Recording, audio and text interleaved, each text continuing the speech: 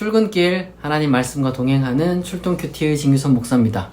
오늘 함께 묵상할 말씀은 마태복음 22장 1절에서 14절입니다. 제가 낭독하겠습니다.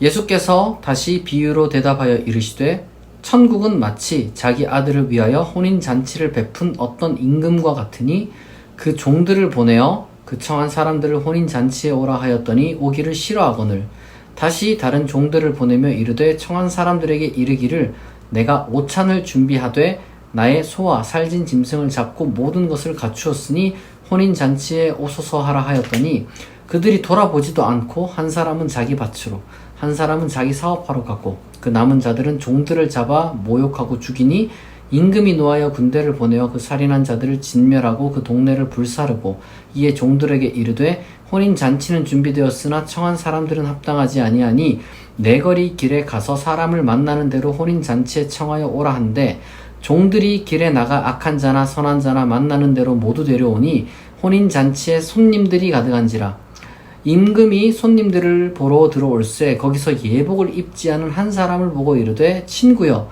어찌하여 예복을 입지 않고 여기 들어왔느냐 하니 그가 아무 말도 못하거늘 임금이 사원들에게 말하되 그 손발을 묶어 바깥 어두운 데 내 던지라 거기서 슬피 울며 이를 갈게 되리라 하니라 청함을 받은 자는 많되 택함을 입은 자는 적으니라.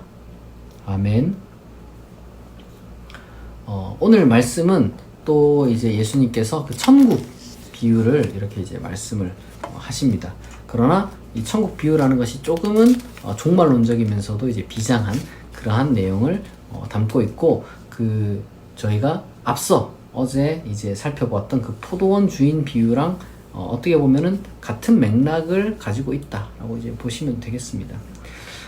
이 하나님 나라는 모든 사람에게 다 열려 있습니다. 누구가 초청받고 누군 초청 못 받고 그런 게 없어요. 예수님의 어떤 그 초청은 만인에게 특정한 민족에게 유대인 민족에만 국한된 것도 아니고 그 다음에 뭐 남성에게만 국한된 것도 아니고 그리고 또 무슨 어떤 어느 정도 뭐 재산이 있어야 되는 그런 것도 전혀 아닙니다. 어떤 인종 뭐 성별 그 다음에 재산 뭐 기타 등등 여러 가지 많은 것들이 있겠지만 모든 사람에게 다 열려 있는 것이 하나님 나라입니다. 다르게 말하자면 여러분 하나님 나라는 모든 사람에게 아무 조건 없이 열려 있어요. 그런데 문제는 사람들이 어떤 초청에 응하지 않는다는 거죠. 하나님 나라가 있다라고 말해도 하나님이 계시다라고 말해도 사람들이 믿지도 않고 듣지도 않고 바라지도 않는 그렇다면은 뭐 결국에는 그 사람들은 뭐 오지 않는 거죠. 그 하나님 나라에 못 들어가는 겁니다. 정확하게 말하자면 스스로 안 들어가는 거죠. 아무리 들어오라 가자 해도 자기가 싫다는데 심지어 지금 여기 성경을 보니까 오히려 그런 초청하는 사람들을 죽입니다.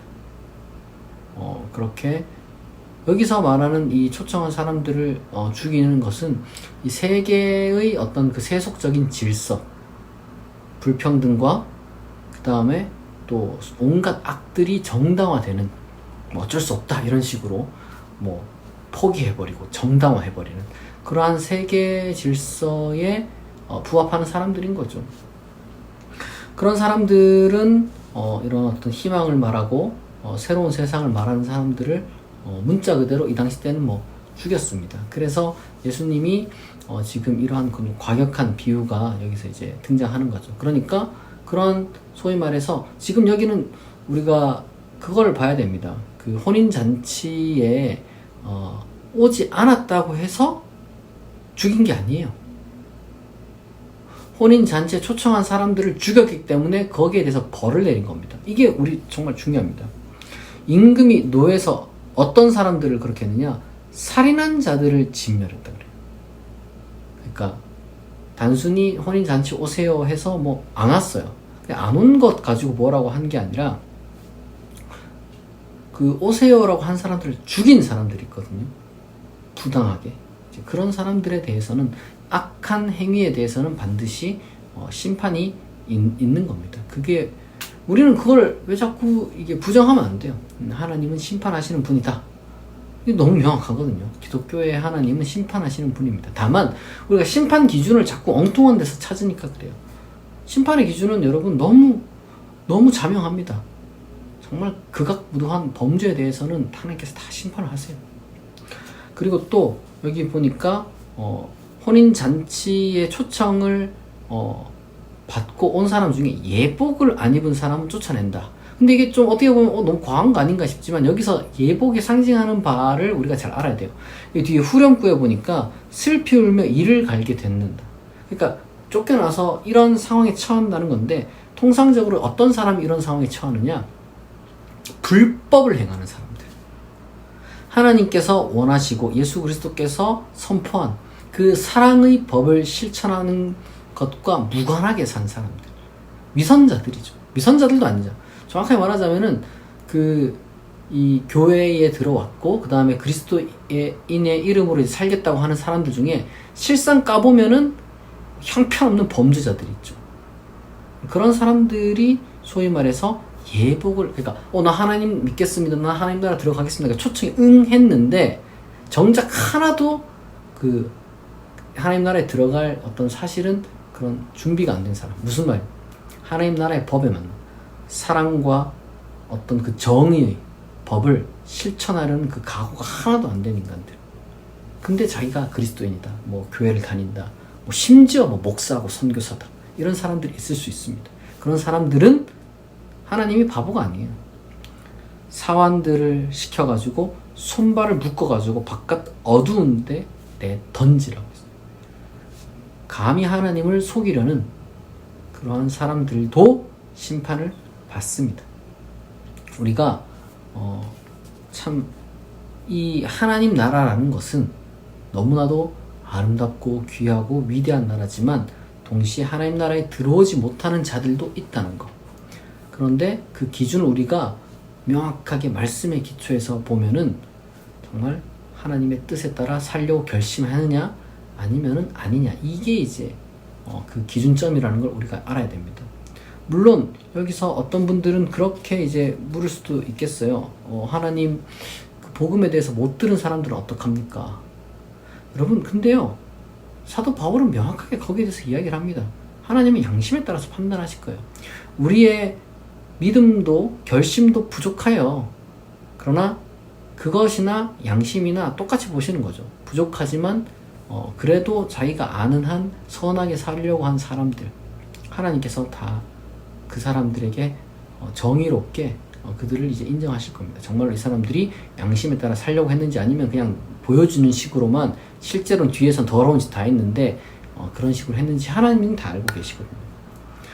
그러니까 우리가 하나님 나라라는 것은 예수님을 통해서 선포된 것이 맞지만, 그러나 하나님 나라에 대해서 선포되지 못 들은 사람들에 대해서 하나님이 무슨 못 들었지만 여튼간에 너희들은 죄인이야, 이렇게 이제 하시는 분이 전혀 아닙니다. 그런 이야기는 뭐 있지도 않아요. 도대체 우리는 오히려 이 하나님 나라라는 것은 이 어마어마한 그 하나님의 그 계획 안에 있는, 그리고 정말 정의롭고 정말 공평한, 왜냐하면 하나님의 나라는 이 불공평, 불의, 이런 것들을 뭐랄까 다 뒤집는 그런 나라인데, 그 방식 자체가 불의하고 불공평하면 말이 안 되잖아요. 그러니까 우리가 중요한 것은 어쨌거나 하나님을 믿는 우리들은 여러분 죄로부터 우리가 해방되었고 용서받았지만 동시에 그에 합당한 삶을 우리가 살아야 되는 겁니다.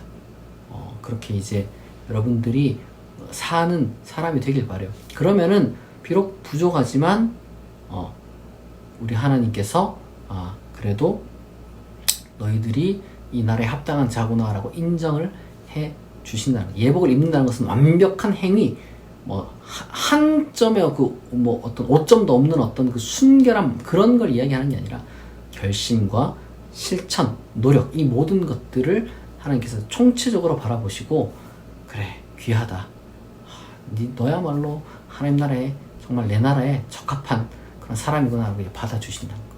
그러나 그렇지 않은 가짜들, 그런 사람들은 정말 우리가 이제 하나님께서 또 다 심판하신다는 거. 이 지상에서의 여러분 그 범죄들에 대해서 그 마땅한 벌을 받지 못한 사람들이 분명히 우리 주변에 있고 도대체 역사의 정의가 어디 있나 이렇게 생각하실 필요가 없어요. 우리 그리스도인들은 하나님의 정의가 살아있다라고 믿는 사람들이기 때문에 오히려 정의로운 하나님 나라에 대한 우리가 이제 희망을 갖고 이 역사 속에서 따라서 그렇기 때문에 더 올바르게 여러분 올곧게 살아야 됩니다. 그런 사람들이 하나님 나라에 합당한 사람들입니다. 바로 그런 우리들에게 하나님께서 영원한 기쁨에 정의롭고 행복, 사랑이 가득한 나라를 정말 예비해 두셨습니다. 우리가 그 희망을 갖고 살아갈 수 있는 바르게 또 하루하루를 충실히 사는 우리 그리스도인들이 되기를 축복합니다. 기도하겠습니다.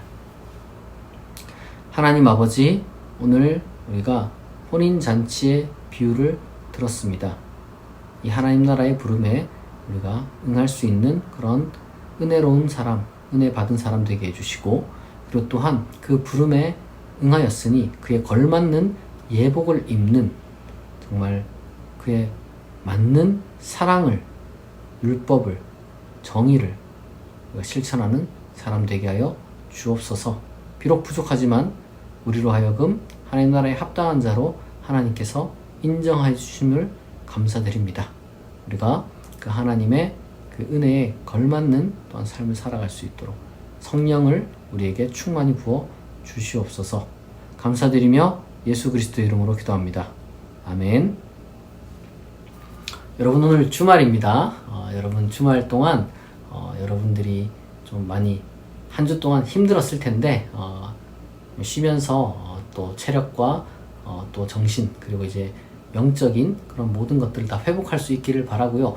혹시나 여전히 오늘도 일을 나가야만 하는 분들도 여러분 정말 하나님께서 주신 힘으로 오늘 하루 또 잘 감당하실 수 있기를 바랍니다. 늘 건강하시고 행복하기를 또 기원하고요. 어려운 일들이 있으면은 함께 우리가 이제 기도하면 되니까 기도 제목 같은 것도 저희 이메일로 보내주시면은 감사하겠습니다. 오늘 출동 큐티는 여기서 마치겠습니다. 내일 아침 6시에 다시 만나겠습니다.